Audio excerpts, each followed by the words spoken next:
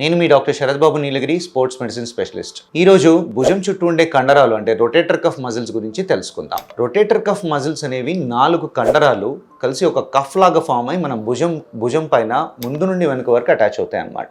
ముందర సబ్స్కాపులారిస్ అనే మజిల్ ఉంటుంది. ఈ పై నుండి సూప్రాస్పైనేటస్, తర్వాత ఇన్ఫ్రాస్పైనేటస్, తర్వాత టెరిస్ మైనర్, ఈ 4 మజిల్స్ ఒక కఫ్ లాగా ఫామ్ అయి ముందు నుండి వెనుక వరకు అటాచ్ అయిపోయి ప్రధానంగా ఇవి మనకి షోల్డర్ మూమెంట్స్ అన్ని మెయింటైన్ చేయడంలో ఉపయోగపడతాయి అన్నమాట.